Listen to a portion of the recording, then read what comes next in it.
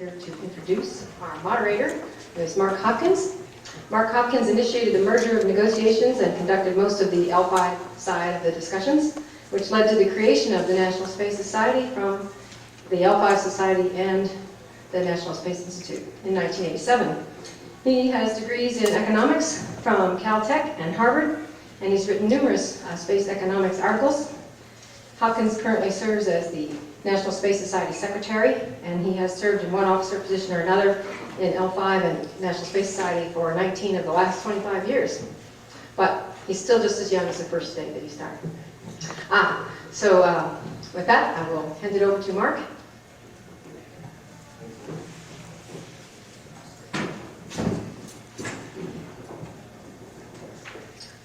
Okay, today's debate topic is what comes after the shuttle. This is one of the most important issues which faces the space community today. It's critical to the Moon-Mars initiative and more generally humanity's drive to space. And all of this will be shaped concerning what is decided about this issue. Today we're going to have a real debate. We're going to have three speakers representing three significantly different views, each of which is a major leader in their own organizations. One is Alison, who is the CEO of NSS. One is Bob Zubrin, who is the president of the Mars Society. And one is Rick Tumlinson, who is a long-time spokesperson in one form or another for the Space Frontier Foundation. The rules are fairly simple. We've already had, by methods of chance, selection of the speaking order. Each person will get a 7-minute presentation, which will then be followed by a series of 3-minute rebuttals. And at the end, there will be a vote by you, the audience, as to who the victor is. To the extent we have time after that, there will be questions. Time limits, to be fair, will be strictly enforced. Bob Zubrin only gets an extra hour at lunch. But I figured he needed that, given the strength of his arguments.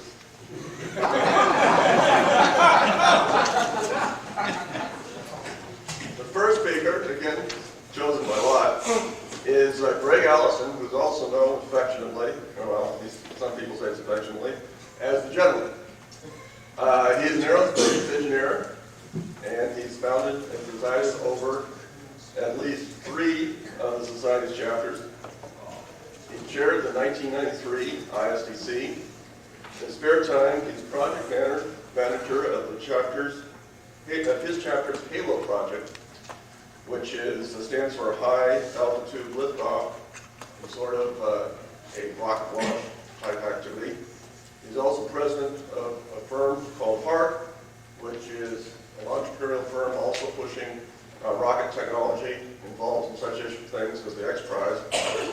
And most importantly of all, in his resume, is he's CEO of the National Space Society. 7 minutes. Well, thank you, Mark.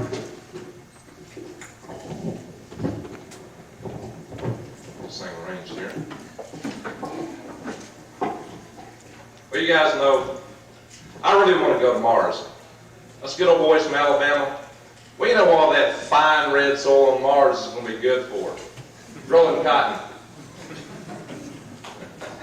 Now, I'm really a strange creature, you know. By day, I work at Jekyll and Hyde at that. I work at NASA at the daytime on various projects, and then nights and weekends I'm doing HART, you know, my own entrepreneurial company for rocket development. So it gives me a rather interesting perspective on how we ought to go about going into space, because I see things from a lot of different angles.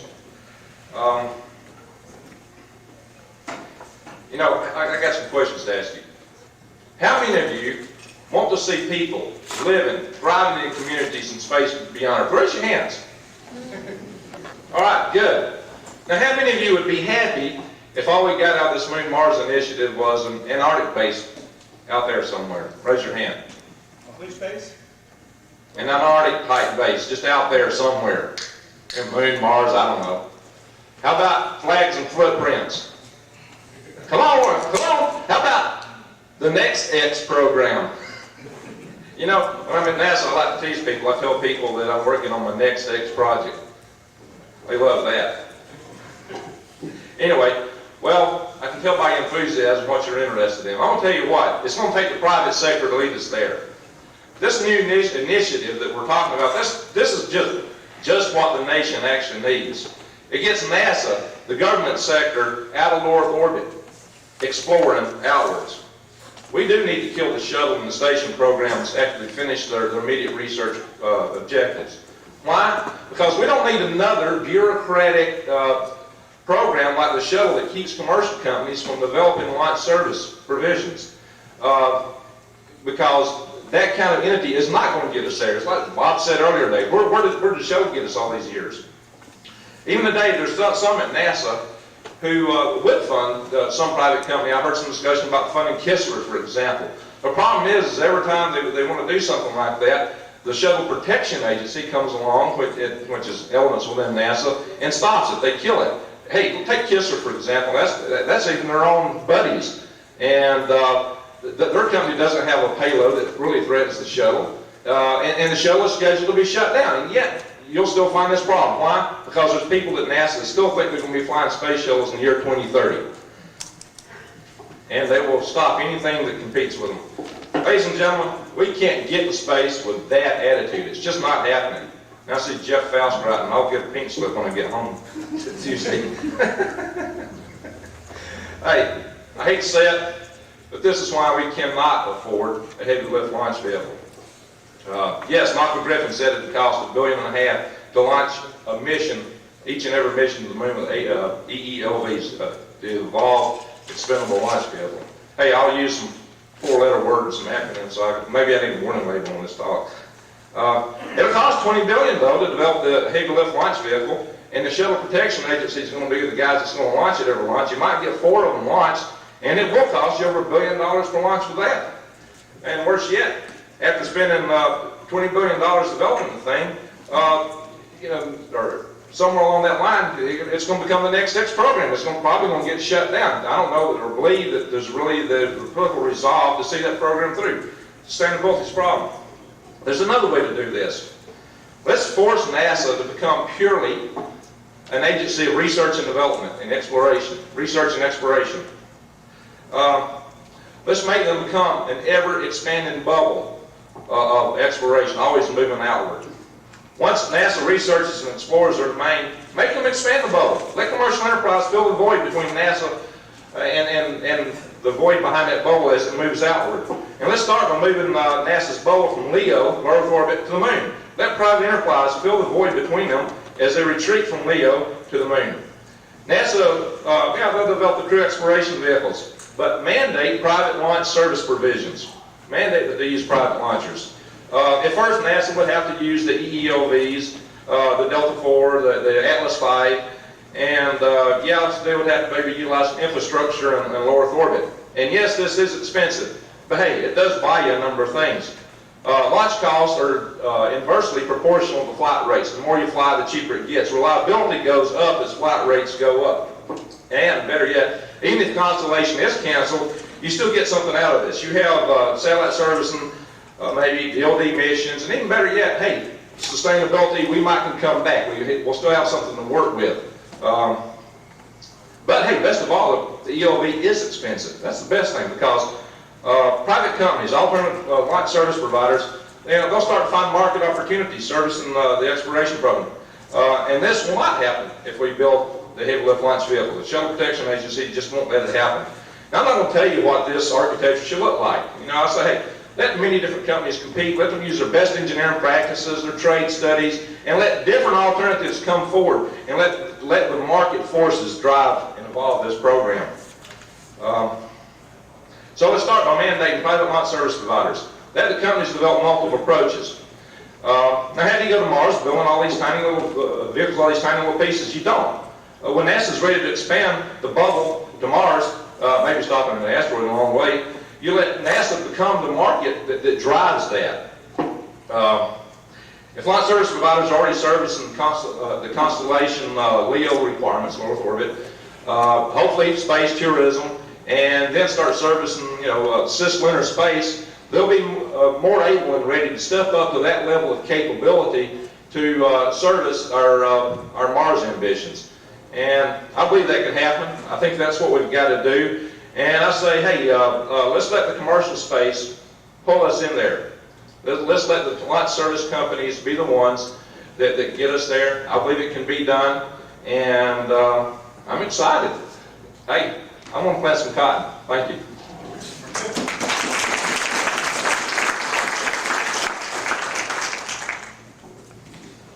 Next speaker is Dr. Robert Zubrin, who you've probably heard of from before.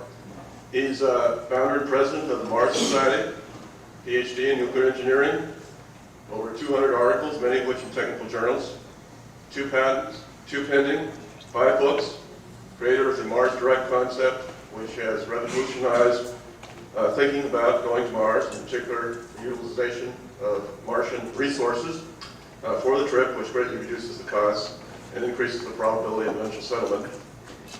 But the high point of his career is he was former CEO of the National Space Society.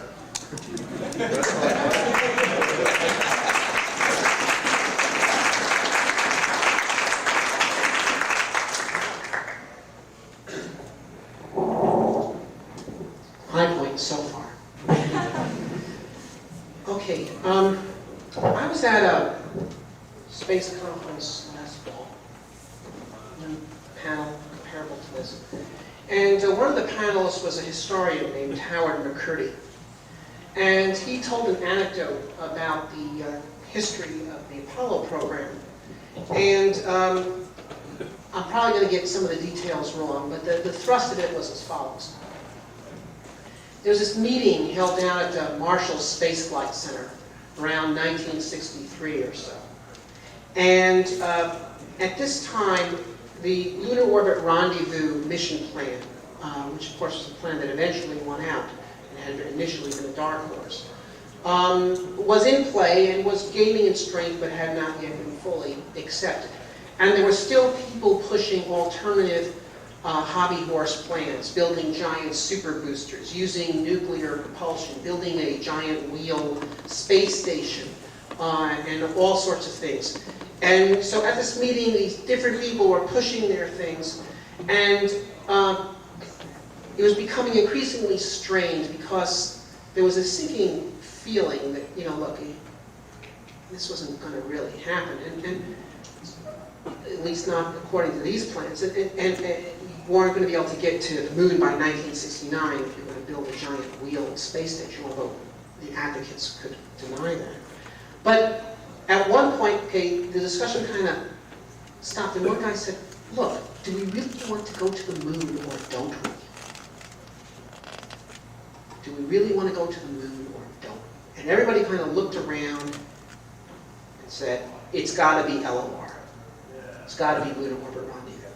Okay? That if you really wanted to do the mission as it had been defined, the moon by the end of the decade, that was the only way to do it, and people had to just stop the buck. Okay? They had to just cut it and get down to cases and do it in a practical way. And the same question I'll put to you. Do you really want to go to the moon or don't you?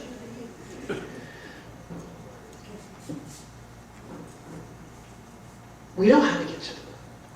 We've done it. Okay. If you build a heavy lift booster with a good translunar injection stage, you can get to the moon. Okay. If, on the other hand, you attempt to do the moon with on-orbit assembly of 10 payloads launched by medium-lift launch vehicles, then each and every lunar mission would become a project of comparable complexity to building the space station. Now, if no one had ever gone to the moon, if the mission was simply to do a flags and footprints mission to the moon, because it would be such a marvelous thing to have gone to the moon and put a flag there, then it's conceivable that someone could have a discussion that maybe the way we could do it is by throwing together 10 ELVs and on-orbit construction, and somehow we could throw a lunar mission together that way.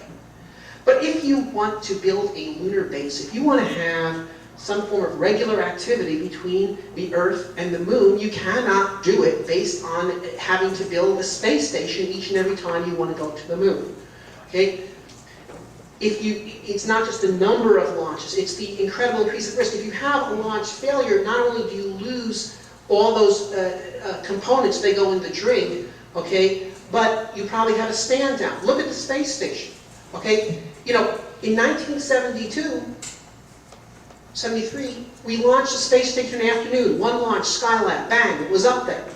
Okay, here we're doing it with shuttles. We got 30 launches or something to do. You get one accident, the program stands down for 2 years. Okay? So you try to do a moon missions or a series of a moon base where you're going back and forth to the moon 3 times a year, and each one involves 10 launches. Okay? One of the launches is going to fail here or there. You're going to stand down the program for 2 years. What happens to your moon base? You can't do it. Okay? You got to decide what to do. Now look, NASA, it is quite true, cannot develop cheap access to orbit. That's a mistake. For people who think that NASA should spend its money trying to develop cheap access to orbit. It can't do it. Okay? It's for a whole bunch of reasons I think most people here understand. That's not what NASA can do. NASA can, however, develop big access to orbit. Okay? It is within the competence of NASA to develop a heavy lift launch vehicle. Okay? 1962, we knew we were going to the moon. Okay? They put out the contract for the Saturn V, was flying by 1966. We had a heavy lift launch vehicle in 4 years, starting from zip. 1996, Dan Golden said he wanted to develop new launch vehicle technology. Okay? He launched the X-33 program, which ran for 5 years, longer than the Saturn V development program, and developed nothing. Okay? There were no real requirements for it. Okay? And when it ran into some technical difficulties, there was really no problem with abandoning it because it was just the hobby horse of the moment. Saturn V, I don't know the detailed history of the Saturn V program per se in depth, but I'm sure that with a vehicle as revolutionary as that was at that time, they must have had innumerable technical problems. But they knew they had to get it done if they were going to get the moon program done. They did not have the freedom to abandon it. They didn't have the ability to be fickle. Okay? And they developed a vehicle that had real capability and that allowed human lunar expeditions, and which, by the way, would have been entirely sufficient to build lunar bases and launch human Mars missions as well. Okay? So I think that the first priority of the Moon-Mars initiative, okay, is to develop a heavy lift launch vehicle with a good trans-lunar injection stage. That will allow us to build moon bases. That will put in our hands the primary tool needed to send humans to Mars. Okay? And I think there's a number of ways to do it. One could convert the shuttle. If you get rid of the orbiter and replace it with a hydrogen-oxygen upper stage, you have a vehicle with roughly Saturn V class capability. You could develop entirely new vehicles. Both Lockheed rather, and Boeing have programs to take modular combinations of their upper end Delta and Atlas lines to turn out new heavy lift vehicles. That will also work. It doesn't cost $20 billion. Okay, I've seen the Martin plans. They're talking about $4 billion to create a Saturn V equivalent vehicle with a recurring launch cost of $300 million, something that could lift 150 tons to low Earth orbit, slightly more than 140 of the Saturn V. So I'm not really that stuck on particular technical incarnations of the heavy lift vehicle, but we need a heavy lift vehicle with a good upper stage.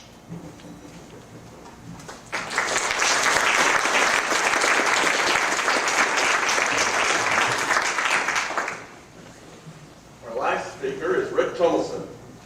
He's a longtime spokesperson for the Space Frontier Foundation. He's executive director and co-founder of FINDS. Once worked for Gerard O'Neill, father of the modern concept of space colonization. No, Bob, I think I knew. And he's written numerous articles for various publications and appeared on TV shows around the world, frequently testified before Congress, and founded the New York chapter of the L5 Society, which is the precursor of the current New York chapter of the National Space Society. His most important accomplishment.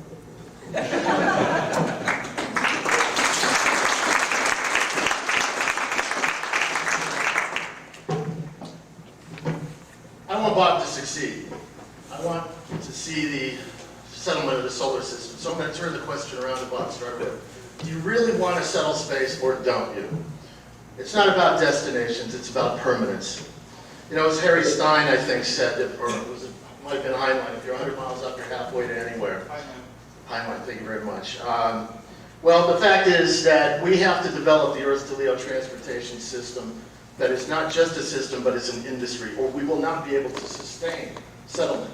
We might be able to throw large crews to the moon, large crews to Mars in great big chunks. But on the way there, we're going to kill off the potential of any development of the private sector industry that can then sustain, in an economic fashion, the development of those settlements.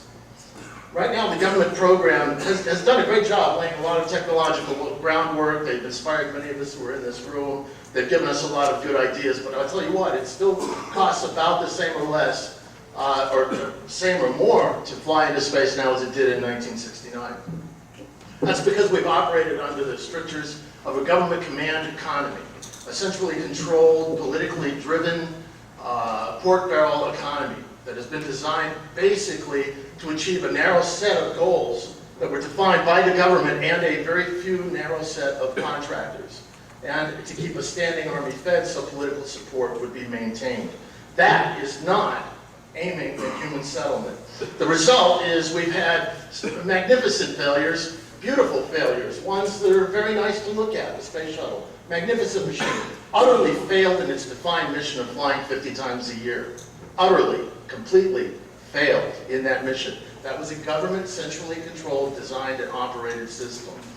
The government has to step back, and we have to stop looking at spending hundreds and hundreds of billions of dollars not opening space, developing projects such as the X-33, the X-34, the X-37, the X-38, the orbital space plane, or the orbital stupid plane as I called it yesterday, and other, as I mentioned yesterday also, a friend of mine called ACVs, Artist Conception Vehicles, that never get flown or built.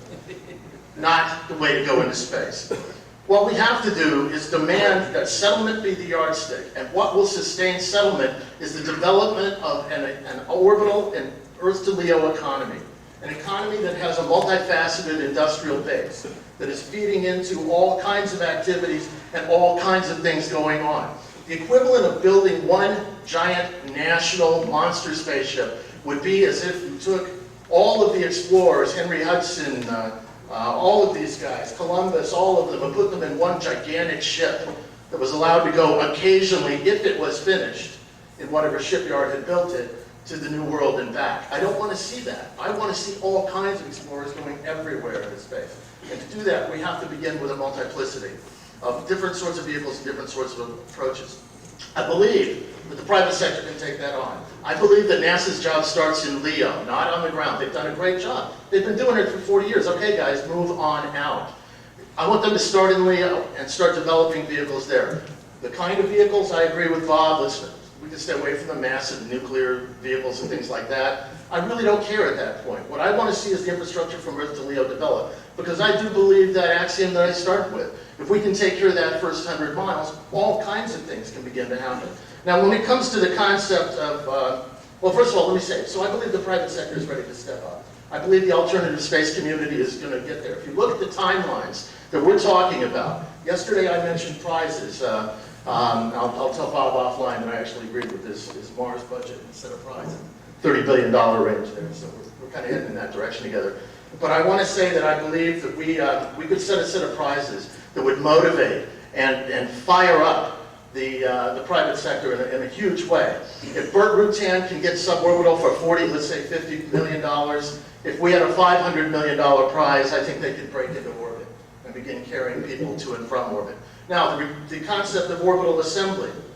The fact is that allegedly we just spent $100 billion building a space station so we could learn how to do things in orbit and build things in orbit. Allegedly. Now, this is either the same organization you're going to trust to build this big vehicle, or it's the same organization you're going to trust to have done what they said, which is that they've learned how to do things in orbit, and now let's let some private sector guys who can charge a lot less get out there and start building things in orbit. Let them construct, let them begin building that industry on the way. Because again, if we're shooting for one goal, one location, one destination, followed by another location, another goal, another destination, we'll get that, and we may end up with only that. But if we can build an industry, if we can build a culture that is designed to lower costs, that is competitive, that is competing. Imagine if we had 10 ways of getting into orbit. What if we had 10 organizations, some of them carrying people, some carrying payloads, precious and non-precious payloads, all competing to get those rides? The cost will come down. I don't want to see one national truck. I want to see, as I said yesterday, the UPS van, the taxi, the 737, the Cessna. I want to see all of these vehicles, and that cannot happen in a centrally controlled command economy. That's why we need to open space up in a much more broad fashion, using the incentives the government can apply. Those would include tax incentives for people who develop and work on transportations to and from space. Those would include a regulatory environment that would encourage people to take the risks and also set safety and environmental standards that could be achieved by the private companies. And that would include such things as the prizes and contingency contracts. In other words, pay for delivery contracts. From now on, I want to see NASA from Earth to Leo buy, not build. I don't want to see a specialized V-22 or some other sort of national vehicle, set of vehicles that are very national or very specific in scope and designed to do one or two things. It is time to open the frontier and allow the imaginations of the people to be applied to the challenge. And the way to do that is to set settlement as the goal and work backward from settlement and permanence. And what happens after your first missions, how long you can sustain it, and how grand a culture can we build if we apply the rules that help us build this grand culture here on Earth. Thank you.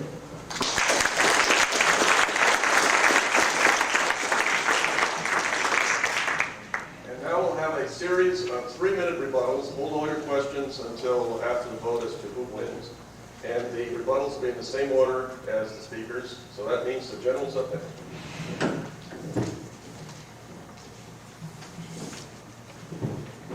Thank you, Mark. We need competition.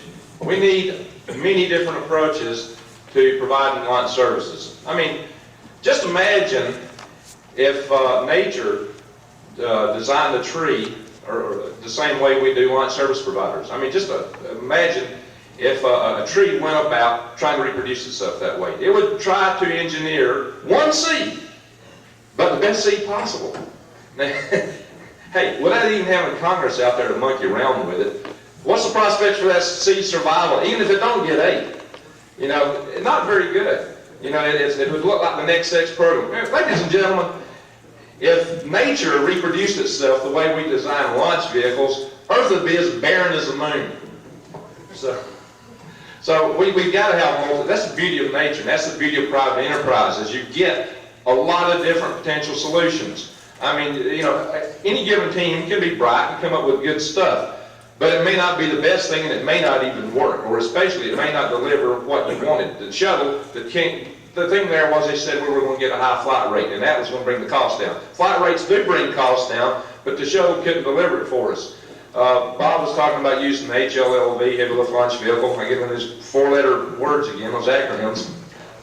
Pardon me for that, but you know, and talked about a $300 million launch cost for one of these vehicles. And then if you look at that in and of itself, yes, that could be done. In fact, one of the shuttle Atlas missions that was turned around the same payload in the payload bay, and he said the launch cost for that mission is on the order of $300,000. But when you really look at what you're actually paying for, you're going to be paying for a huge agency whose sole purpose in life is to launch this vehicle, and it's going to, you're going to launch about 4 a year, and it's going to cost you $1 billion a launch, any way you slice it. In terms of reliability, yes, if you are flying these EELVs and another 4-letter word, but if you're flying a lot of these things, you're going to have a lot of payloads up. Now, this did bother me too, because I do look at reliability. It's part of what I do. But yeah, you're going to have more losses, and so in any one given mission, you might lose something. But then if you're flying a lot of missions, you should have a lot of similar hardware, and it shouldn't hurt you as bad. You should be able to weather that. In fact, that should be the whole approach. I mean, Bob said earlier in the speech, space is risky. Let's face up to it. And most of those launches will be unmanned anyway, so you don't need to stand the whole fleet down when you lose one.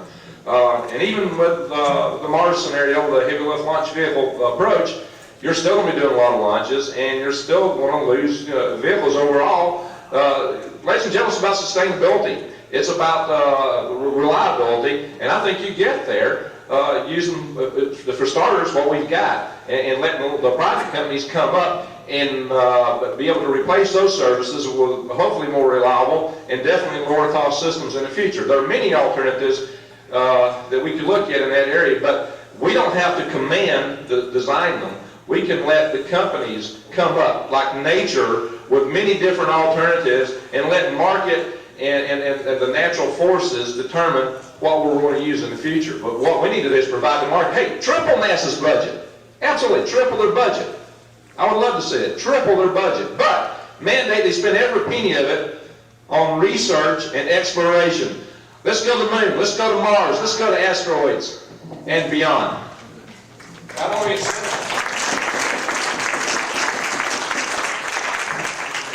Thank you. Next speaker for his 3-minute rebuttal, Bob Zubrin.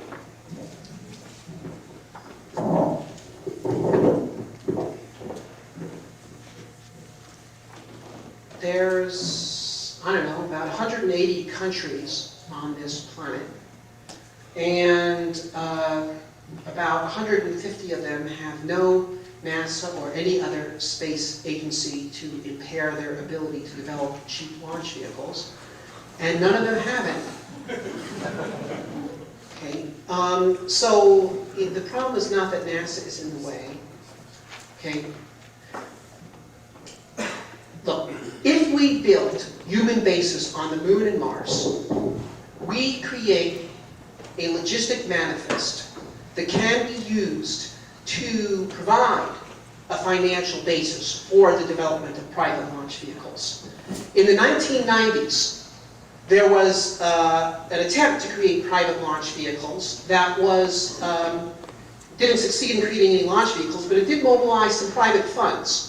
Fairly substantial amounts of private funds, over $500 million, went into one company or another, in an attempt to meet the demand that people thought was going to be from the teledesic constellation and the Iridium constellations and related things that people were talking about at that time. Okay, Iridium went bust, teledesic disappeared into thin air, and those companies have pretty much ground to a halt, or else, if they survived, have been chasing government contracts as their predecessors. Now, the strategy, if you want to, obviously the goal of this is not to do a flags and footprints on the moon, or an Antarctic base on the moon, or even an Antarctic base on Mars. The purpose of this is to establish humanity on the moon and Mars. How do you do that? Okay? First, you establish permanent human bases on the moon and Mars. And the fastest and the cheapest way to do that is with the development of a heavy lift launch vehicle that can implement initial missions and follow-up missions most efficiently.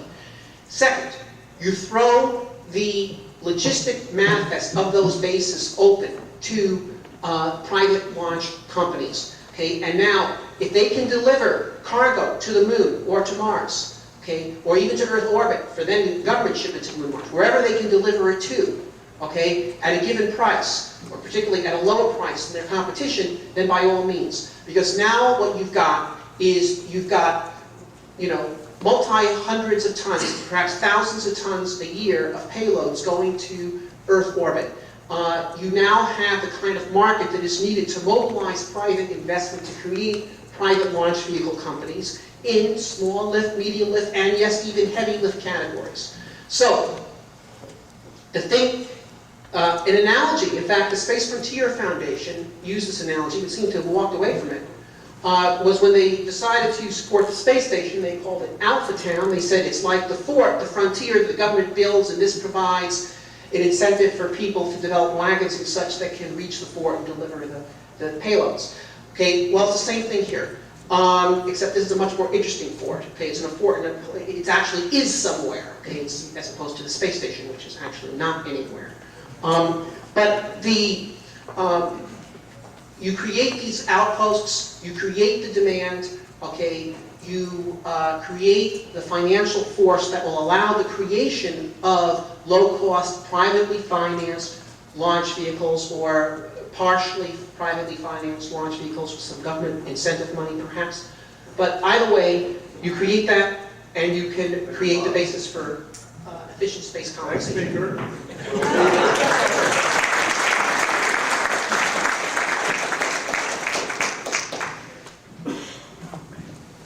If rhetoric were rockets and passion propellant, Bob would be on the moon by now and on his way to Mars. It doesn't work that way.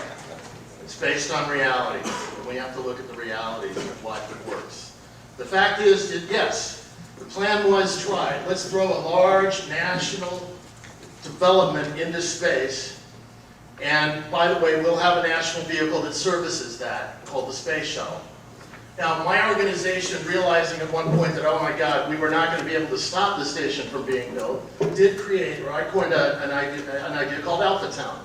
The idea was to try and use that space station as a nexus, to have the purchasing of transportation to and from that station done in a commercial fashion. However, because there had been the development of a large national transportation system and political and social and job-based infrastructure and financial and corporate-based infrastructure called the Space Shuttle to service and take care of that, and the political agreements that went with it with international partners based on international political designs and political constructs as opposed to financial constructs.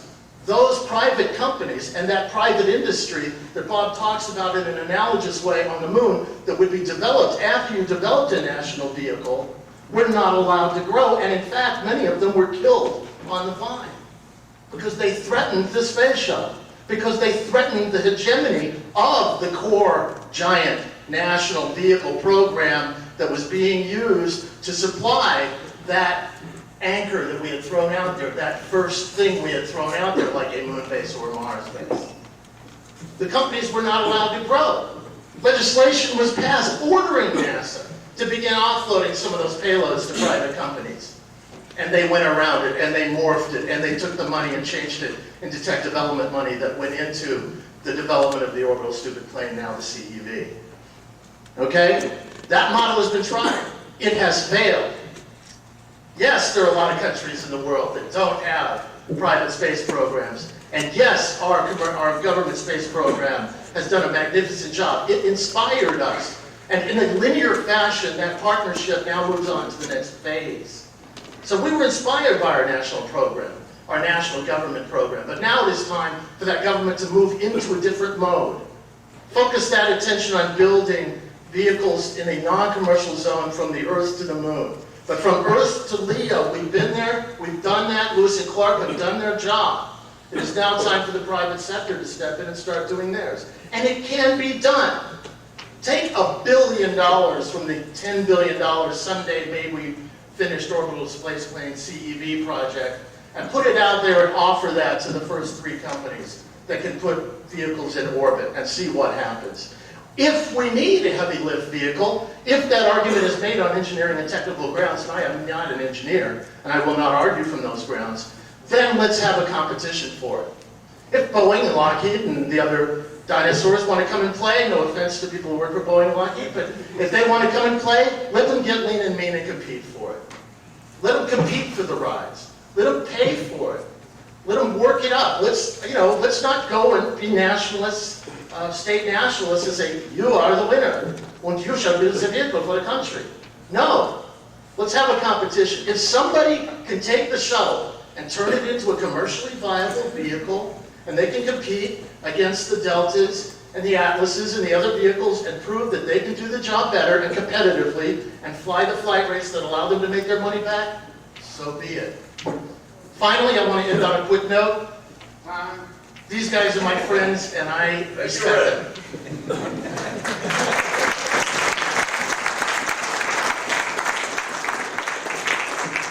Now is the moment of truth. We're going to have a vote, and hold your question to the end. You get to vote for one person only, and we'll count them up and see who does it. The first person that we're going to vote for is Greg Alison.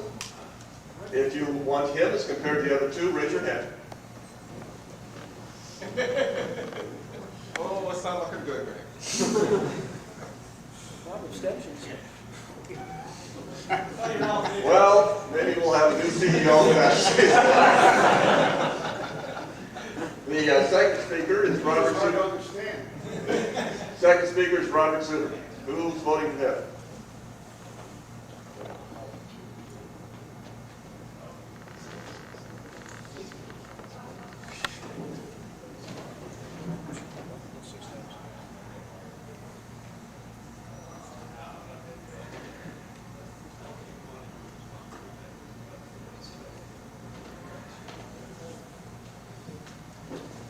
And the last speaker, What's that? 32. Last speaker?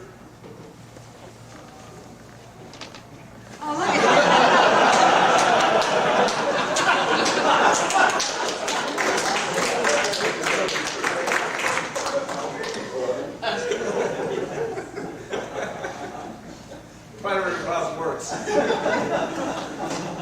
According to Dan Brown. 26. So Robert Zubrin wins.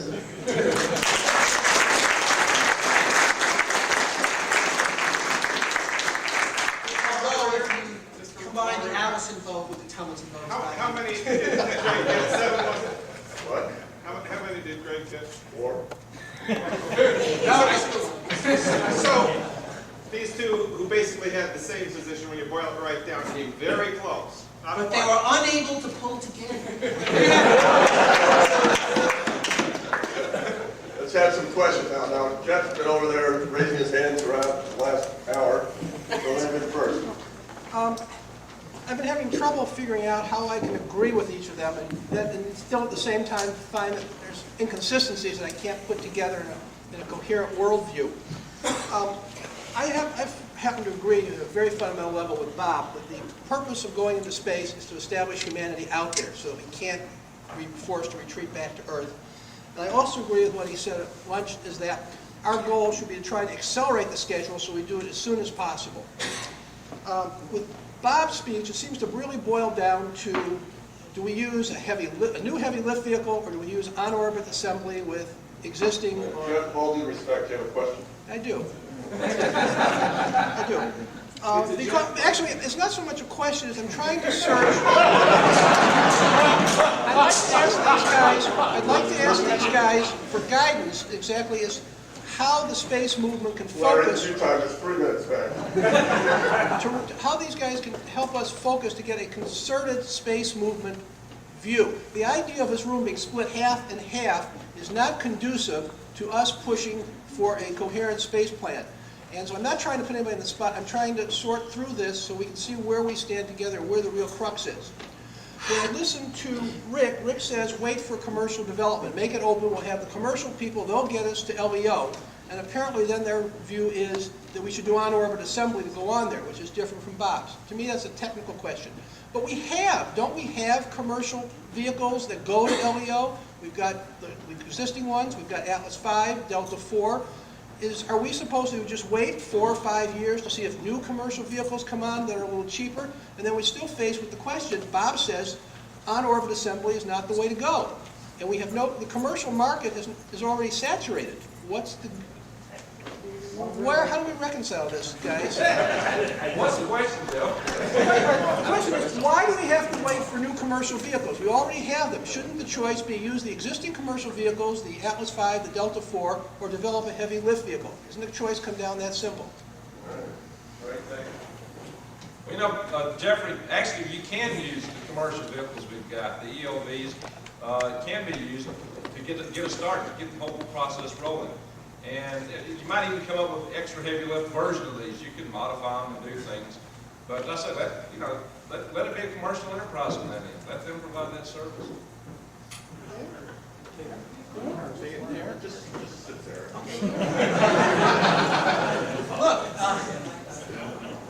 it depends what you mean by commercial vehicle. Atlas, Deltas, and in fact every launch vehicle in the world has been created with government money, without exception.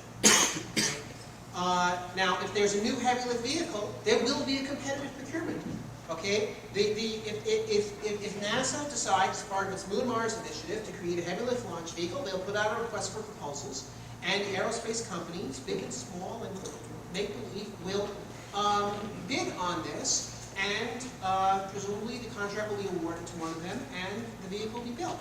Okay, and that vehicle will be as commercial as existing Atlases and Deltas. I think, though, when people talk about real commercial vehicles, you're talking about vehicles that have been developed on private money and therefore not on cost-plus development contracts, and are therefore designed to be truly economical. They haven't had requirements levied on them by the Marshall Space Flight Center. Apologies perhaps to some people here, but the and so forth, but are just developed that way. Now, the problem is that it's a very tough game developing a new launch vehicle. It costs a lot of money. There's tremendous financial risk. In most launch vehicles, one or more of the early launches fail. And really, people who are interested in investing money to make money can find other things to do with their money than to get into this game. And that's why it's never happened in that way. I mean, certainly we can create an Atlas 6, financed by the government. In fact, that's what I think they should do. They should do exactly that. Let's let somebody else ask a question. Yes? I want to hear Rick's answer, if you could. Oh. Yeah, Bob's already had 110 minutes, so. Hour and 2 minutes, I'm sorry. Anyway, no, actually, I'm not going to argue orbital assembly versus non-orbital right now, actually. I think, again, it's the question of creating a system that fires up the private sector in the appropriate manner, and NASA not trying to own a capability, but to buy a service. I don't want to see NASA owning the rockets. What I want to see NASA say is we need X number of pounds, whether that's small pieces for on-orbit assembly or large pieces for single launch type approaches. We want X number of pounds developed to or delivered to location Y, and who can do it the best and who can do it for the least money and the most reliably. And I think that begins to change the paradigm and create a lot of different launch service providers. And that would be very consistent with what That's Bob not just said, yes. wouldn't Next it? question. We're not that inconsistent. Okay, yes. Good system. I guess what occurs to me is I don't understand why it's an either-or proposition. Why can't NASA proceed with building a heavy lift vehicle and we offer prizes? If you think the prizes are the dumbest idea since a pet rock, so what? No, if nobody wins the prizes, then we don't pay out the money. If you happen to think that NASA is really bad at building launch vehicles and isn't going to succeed, then they're going to same old, and they're going to do what they're going to do, and the prizes will either succeed or they won't. Okay, Rick. And the one approach to your question is that there is the domain beyond low Earth orbit that's involved in the development of this entire expansion of human civilization, and I don't see the private sector that interested in that area as far in the first phases. Later, yes. Now, if we're dealing with limited resources and limited corporate or government goodwill, donor goodwill, I would rather see those resources focused on those areas where the private sector hasn't shown much interest and doesn't have much potential or potentially developed infrastructure. I'm talking about Deltas and other vehicles. So focus your fire where you need to go and stay out of operations from Earth to Leo. Okay, Larry? I didn't vote in this poll here because I see that there's some combination between government and private enterprise. What that is, I can't say, but I would say if you would have brought a poor choice in between, I would probably between Rick's and Bob's viewpoint. The second reason I didn't vote is because you wouldn't let me do it Chicago style. That's true, sorry about that. Yes. This is more of a specific question for Bob Zubrin. I agree with you about developing a heavy lift launch vehicle.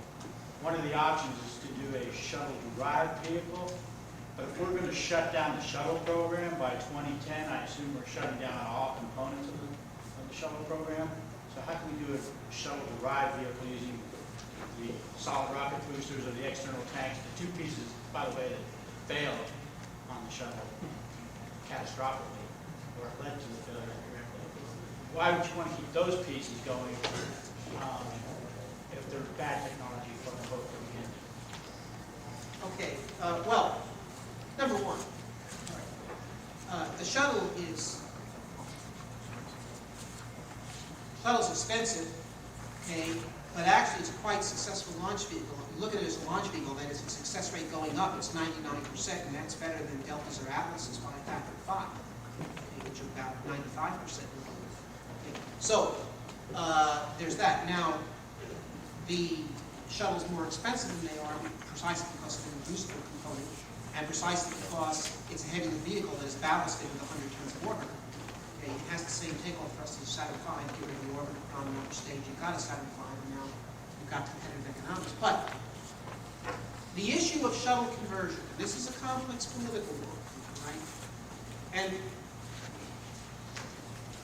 it's precisely because the shuttle is going to be phased out that shuttle conversion is attractive to the largest industrial constituency within the space program, namely the shuttle contractors.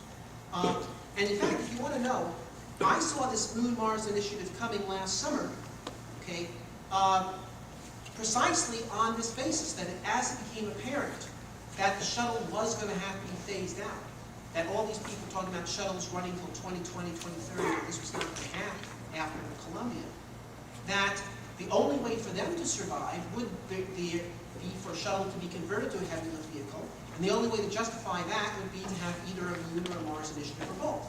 Okay, and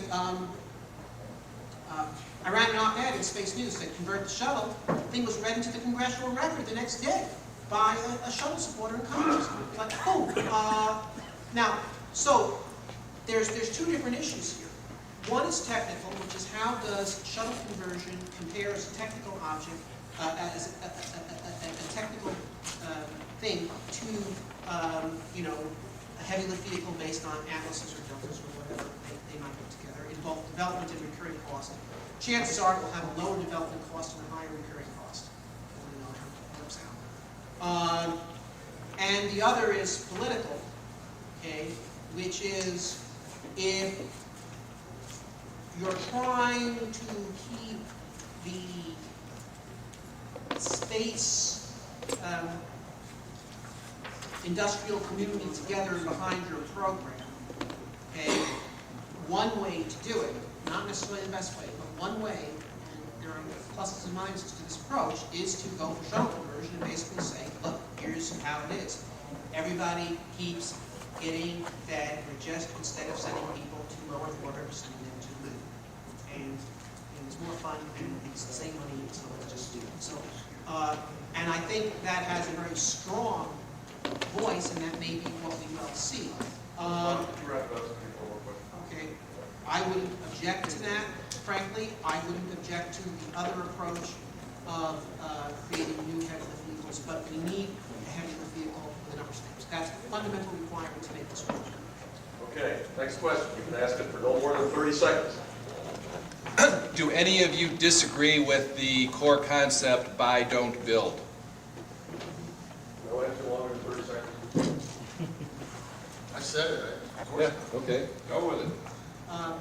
It's a good concept. In other words, if you create an Atlas 7 that's a heavy lift vehicle and they buy in the same way they buy Atlases now, that'd be just fine. There's Okay, we have consensus. time for one more question. Okay, Rick, I think one of the issues with your position is that you're assuming that there's economically viable uses of space or destinations or functions of space. I think one of the reasons that the Alpha station failed is because, in fact, there were no economically viable uses for the ISS. Not just the fact that you use the shuttle. I don't know, what are you proposing as sort of economically viable things to do in space? Well, I think, first of all, the premise of all of our activities, on the human settlement, wherever we go, involve the development of different sorts of activities in space. There are the basic, which we all talk about all the time, and they begin to grow as we be able to create a cheap access infrastructure, and that allows more and more things to happen because the cost of getting there is low. One of the reasons the station didn't work was you had such an expensive operating infrastructure and a way of building and construction that wasn't competitively based or economically based, that it became unsustainable, so you ended up having to throw overboard all of the interesting activities. And also, you were protecting the political and money constituencies, so opening it up to small contractors and small companies that could have gone in there and gotten innovative was just not in the question. So you have to learn from that and do things differently. Greg wants 6 seconds. 6 words. Let NASA exploration be the market. With that, I think we should have a